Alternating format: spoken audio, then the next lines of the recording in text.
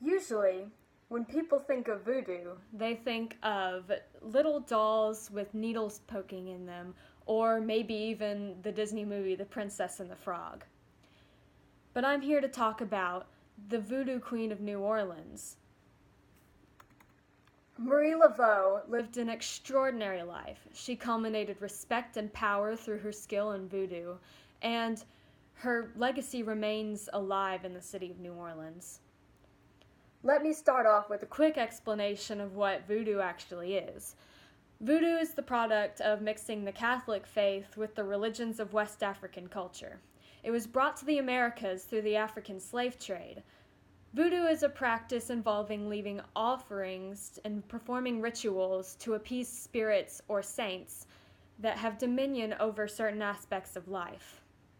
These are done by priests or priestesses who have a higher connection to the saints or spirits. Marie Laveau was one of these priestesses. The Voodoo Queen of New Orleans lived an extraordinary life for a woman in the 19th century. Marie Catherine Laveau was born on September 10, 1801. She was born a free woman of color in New Orleans, Louisiana. She was a dedicated Catholic and regularly attended Mass. In 1819, she married a man named Jacques Paris and went on to have 2 children with him, who presumably died at a young age. Then her husband died for unknown reasons, and by the time she was in her 20s, she was recognized in New Orleans as the widow Paris. After the death of her husband, Laveau took up a job as a hairdresser to primarily white, wealthy socialites.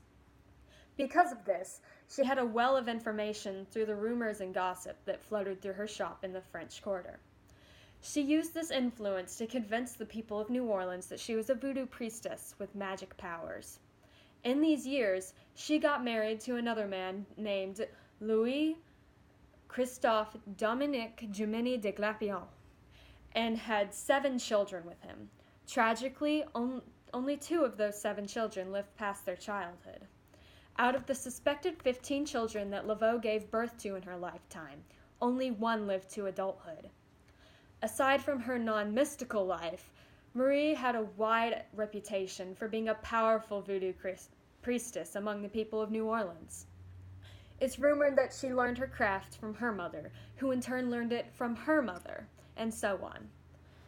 She started out using her knowledge of healing herbs and medicinal practices to help nurse people in the several yellow fever epidemics in New Orleans.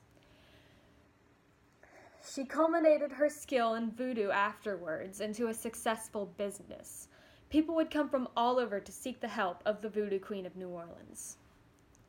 One of the most well-known legends of her powers is one of her influence in New Orleans. Around the late 1830s, the son of a New York businessman violently raped and murdered a local Creole girl, causing uproar amongst the people of New Orleans. The perpetrator's father heard of Laveau's powers and figured that she was the only person who could save his son from the gallows.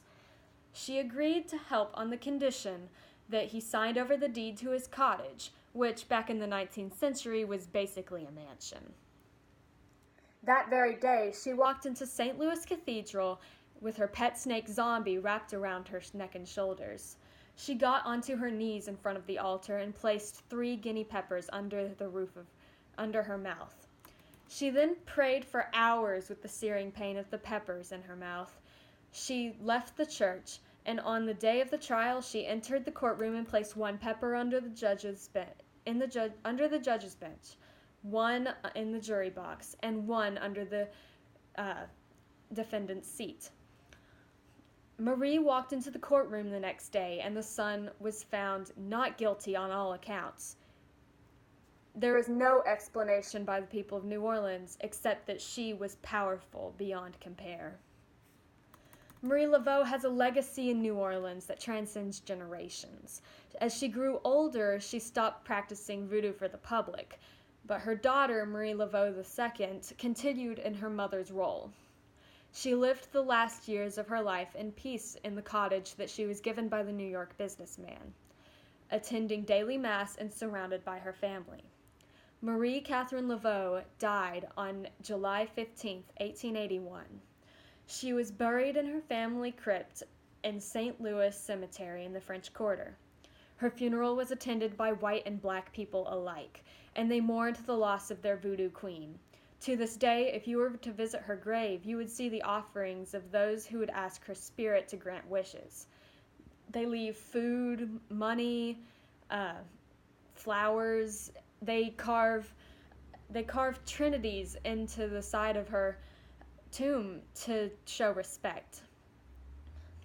The respect people show to the voodoo queen is astounding, and you wouldn't find a single person in the French Quarter that doesn't recognize the name Marie Laveau.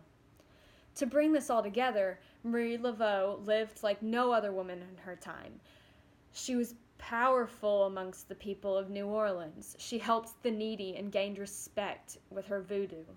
She even receives the respect today to the modern people of New Orleans.